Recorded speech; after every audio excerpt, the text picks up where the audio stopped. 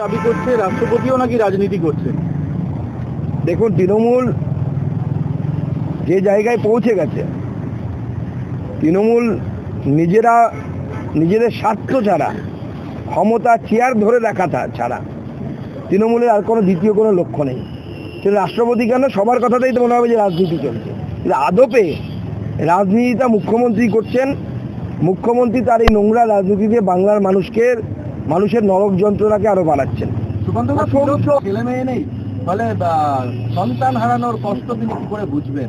এই বিষয়ে আমি কিছু বলতে চাই না, আমি কাউকে ব্যক্তিগত আক্রমণ করতে চাই না। বলছি, অসম সহ বিভিন্ন ক্ষেত্রে মুখ্যমন্ত্রী যে বক্তব্য গতকালে, তার বিরুদ্ধে সুপ্রিম কোর্টের এক আইনজীবী তিনি এফআইআর করেছেন দিল্লিতে, বিনীত জিন্দাল নামে ব্যক্তি।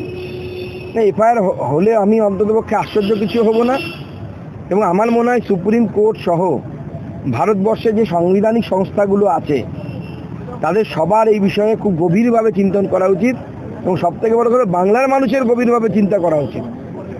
আপনার মুখ্যমন্ত্রী যদি বলে যে আমি অসমকে আনস্টেবল করে দেবো, আমি মণিপুরকে আনস্টেবল করে দেবো, উত্তরপ্রদেশকে আনস্টেবল করে দেবো, আমার মনে হয় এটা দেশদ্রোহিতার শামিল, এবং মাননীয় মুখ্যমন্ত্রীর বিরুদ্ধে দেশদ্রোহিতার মামলা হওয়া উচিত।